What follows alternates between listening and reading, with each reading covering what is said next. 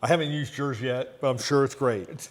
Thank you. You heard it here first. Jim Thomas says it's great. It's great. Carnauba waxes work great in a lot of things. They use them on vegetables in the supermarket to spray them. They use them in chocolates and chocolate bars for waxes and different things for fillers. It's used in the food industry because, I mean, it comes from a tree. I mean, it's native to Brazil. And when you chop the fronds off and you can dip them in, say, kerosene to reduce that, to pull it from the fronds, you can plate it up and ship it for different manufacturers to use it as it needs to be. If you're going to spend like 5 to 10 hours on it, it's from front to finish. You really don't want to break it up into different pieces. If you start polishing a panel and you want to finish the rest next weekend and you're going to drive the car, finish doing that part of the car that you're doing. Got it, okay. And then start on another section, but take it to completion. Hey, what's up everyone? Welcome back. I have a special guest today. I was actually just recording some YouTube videos and in walks in a guy with a really good name, Jim. Not as good as Jimbo, but pretty good. Jimbo. Jimmy, right? And anyway, and we've met at SEMA a couple times and we've talked, so it wasn't too, it was weird to have you walk in, but it wasn't like, I knew who you were. Right. You're actually the second guest today. There was actually really a customer that came in, and Patrick, if you're watching, thanks for watching, Patrick. But Patrick also stopped in earlier today. So I guess if you're in the Orange County area, you can stop by the shop, and if the door's open, the door's open. But anyway, I asked Jim if he wanted to help me with this video, and you were like, why not? Why not? But and maybe we'll do a podcast, or we will do a podcast later, kind of going into your whole story. But for what's the Cliff Notes version of who you are, I guess, for people that don't know who you are. I'm Jim Thomas from Atlanta. I've had a business there for quite some time. I've come out here to Orange County and LA over the past several years for business as well. I detail cars, and I'm out here after a big transitioning period of my business and just chilling and hunting and beach and getting some work done and getting a little bit of R&R, just getting my head together. It's a great place. And what's really funny actually is, because I think I'd messaged you on Facebook a while back to come on the podcast. And then when I looked at your Facebook profile, you're wearing a Seal Beach, California hat. And I was like, for people that know, I'm born and raised in Seal Beach, right? And I'm like, what the heck? This guy, this random, like, what are the chances? Detailer, met you before, and then like randomly messaged to get you on the podcast. And then like, you're wearing a Seal Beach, California hat. Like, when you called that time for the message, I was like, you're where? You're in Seal Beach? Yeah. I know that area. I mean, I had a place there for like a couple of years during COVID while we were building the place over at McKenna's. Yeah. I'm just surprised we never ran into each other before. I know. So, literally, because where you stayed is like, especially during COVID, like we call it the rocks, but like where the river trail comes out, like there was nowhere for us to go, and they had closed the beach during COVID. I was there. So we're still there almost every day. Probably there all the time. Anyway, so we'll do a long format podcast with all that. But today's video, what I wanted to talk about was the difference between a wipe-on ceramic coating, something like the Gloss Boss. And Jim, don't worry, you don't have to tie your name to my brand. But if I talk too much about other people's brand, they get funny feelings. So we just talk about my brand, I'm right? not tied with anybody here, buddy. So versus a spray ceramic, which would be Jimbo's toughest shell. So you've done a ton of high-end cars. You just talked about how you establish things at dealerships too. So like in your world, what would you say to someone, the information in this video, hopefully what I'm trying to get across is like someone that's like, hey, I either bought a new car or I'm trying to maintain my current car and I want to make it look better. I just don't know. This is going to be a DIY or a consumer. Mm-hmm. I don't know which one I should do. Okay. Should I do, first of all, like what is a wipe-on ceramic coating, and like why would I pick that over something like a spray coating? And again, not tying you to my brand at all. Sure. I just don't talk about other brands because they get funny feelings when I do that, right? So what would you say to someone, this is perfect because then I don't have to come up with all the information for the video that I was going to do, but like what would you say? Well, it depends on the prep that they're willing to put into the car. Okay. And you want to put some level of protection between the paint and the environment to begin with.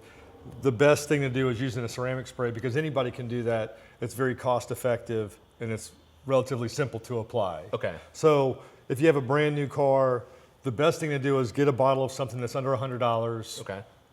And you've got some good protection regardless of what the brand is. Okay. You can do your own research and figure out what you like. I haven't used yours yet, but I'm sure it's great. Thank you. You heard it here first. Jim Thomas says it's great. I'm sure it's great. It's great. Yeah. But any ceramic spray in general will be like an easy to use spray and wipe application. I mean, you could use literally go to a pet a Home Depot or like an auto store and get like a turtle wax or something. Okay. Anything to put on that's going to protect the paint from the environment around it. Okay. The better solution is going to be a ceramic spray for the easy to use, better protection. They're just not going to last as long. Okay. Now, in order to use a ceramic, something like your Gloss Boss, you want to get the paint in as the best condition as possible, because you're really just sealing in all those imperfections, and that's a lot more of a challenge to clean out once you put a ceramic on top of the paint. Because what does a ceramic or wipe-on ceramic do that a spray ceramic doesn't? It's the hardening on the surface, right? Right. You can get into the molecular bond and all these other details, but the reality is it's going to adhere to the paint surface. The ceramic spray is going to adhere to the paint surface much more like a carnauba wax or a polymer. And if you want to backpedal on this, let's go back to the history of, say, a carnauba wax, which was like the first product to ever be used to protect coaches back when the early days when they're drawn by carriage and horses and whatnot. Carnauba waxes work great in a lot of things. They use them on vegetables in the supermarket to spray them. They use them in chocolates and chocolate bars for waxes and different things for fillers. But do they use them in shredded cheese? Because like how shredded cheese doesn't stick in the packaging. Yes. But if you were to buy a block of cheese and shred it yourself, it would stick together?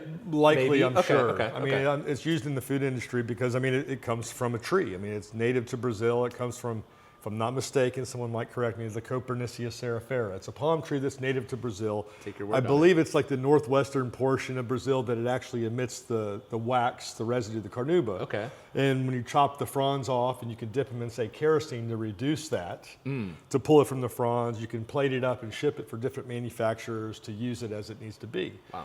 And so it's dispersed, and then as a wax industry of the automotive space, that's what was used for 100 years. But the wax itself, I mean, it's got a very low burn rate as far as the dissipation. So I want to say it's maybe 130 degrees Fahrenheit that it starts to dissipate from the surface.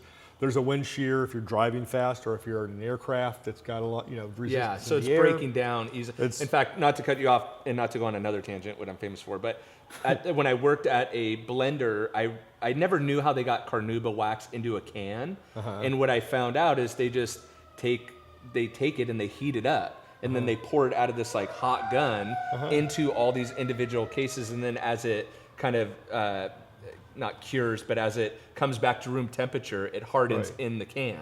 Well, it's a solid liquid in a gas. Yes. So water in its liquid form, right, is water in its solid form is ice. Right. So it's resulted upon temperature and other factors. Right. But with the carnauba, I used it for years. I was the Zymol guy, if you remember Zymol. Yeah, I do. And I had the estate glazes you would melt it in your palm and apply it by hand. It was a great show, but the product was really amazing. If you let it dry too long, it was a son of a bitch to get off, because it really would, cake on. Whereas like, say, Meguiar's High-Tech number 26 yellow wax, Porter Cable 7424, buzz that stuff on. You can let it sit overnight, and it's even easier to wipe off the following day. Beware of plastic moldings and that type of thing, because of the chemical agents that actually cause a chemical reaction to change the color. It's not just you can't wipe it off. But the waxes, they start to dissipate, and say maybe it's got about a month lifespan on a car that sits outside in a blacktop. Inside a collector's garage, I mean, it can last a long time. Long time.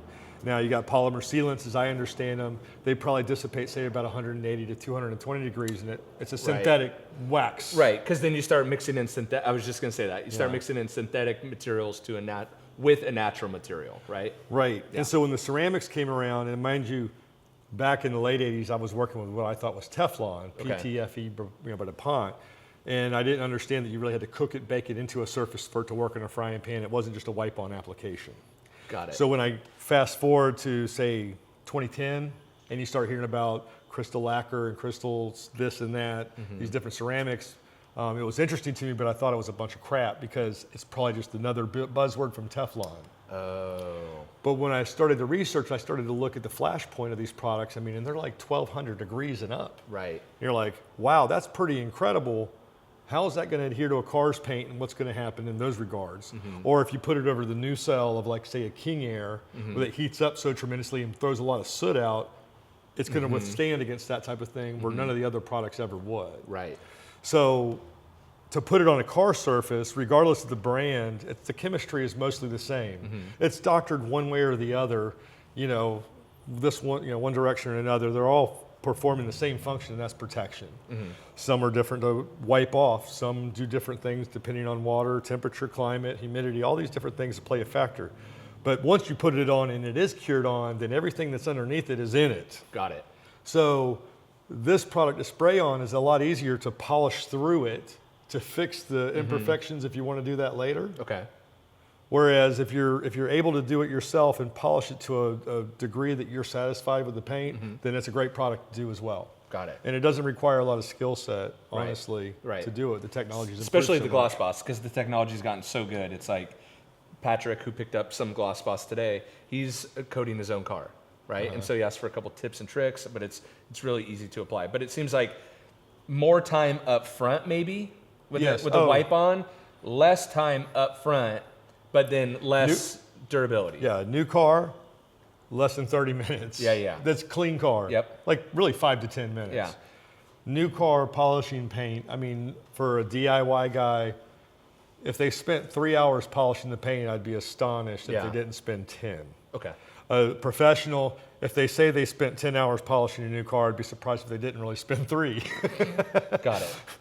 But the product itself is going to go on and say, if this product takes just a normal guy in his garage at his house 20 minutes to apply this product and just be really, specific about wiping it all off, this product, you're going to take twice the time to really put it on, but you're going to get 5 times, 10, 100 times more. Right. If this lasts, say 90 days, this is going to last 5 years or more. And you could put a spray on top of a wipe on too. So they go great together. Yeah, they go great together. And that's really, that was a great explanation, way better than what I would have come up with. And that's really what it comes down to, is if you're trying to consider which one is right for you, because there really is no wrong answer, right? No. There's a customer that wrote in and they bought a brand new. Here's the wrong answer.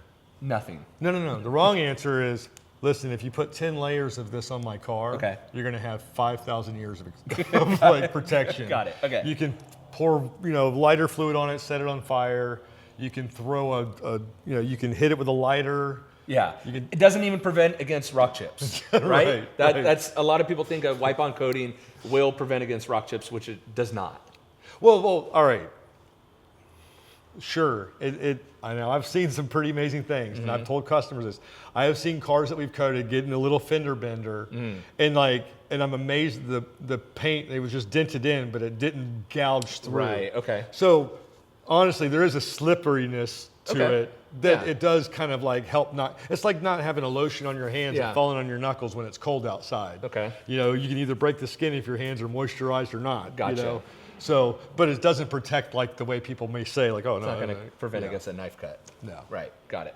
So it really comes down to, in my opinion too, and I think you summarized it very well, it's like how much time do you want to put into it up front, and then what is your skill level as well, right? So something like Tough as Shell is super easy to apply. It's very inexpensive and gives you great durability. If you want to, you're a little bit more than just a novice. Maybe you want to spend more time in your garage. You like that therapy session, I guess, right? You want to spend 8 to 10 hours. The Gloss Boss is going to give you, or a wipe-on ceramic, trying to be brand agnostic, but still promote my brand, I guess. The wipe-on coating is going to give you significantly more durability, but it's going to require a lot more time. Right, and just to let people understand and prepare for it, it's to go with a coating like this, if you're going to spend like 5 to 10 hours on it, it's from front to finish. You really don't want to break it up into different pieces. And I'm just going to do this portion today. I'm going to do the front end.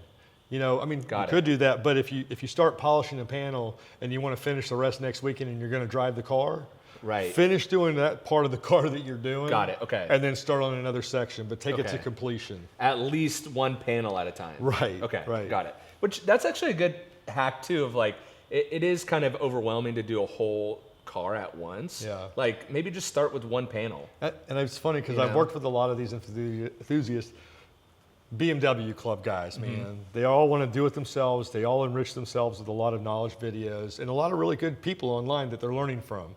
But they're like, I don't have all that time. And I've sat there and taught them, listen, man, tape off your doors, work on the front end for like a Saturday. And just do the front end. That's a great hack. Yeah. And they've been happy with it. It's a little funny and wonky, but I mean, it works. I like that. For some people. So. For some people it works. Cool. Well, thanks for that. And more to come welcome. with Jim. We're going to do a whole video podcast at some point, and we'll tell We'll your do whole something. story, because I think you have a lot of interesting insight to share. You've built up a lot of relationships and worked on some really high-end cars and continue to. So I think people would enjoy hearing that. So, but let me know what you think in the comments below about Jim's personality. No, I'm just kidding. Let me know if you're more into like a ceramic spray or a wipe on ceramic rather. And have you maybe done one and you go back to the other? Are you going back to natural waxes? Love to hear what you guys think in the comments below. Thanks to Jim for popping Thank in you. and showing up. Appreciate that. And yeah, I'll catch you guys on the next one.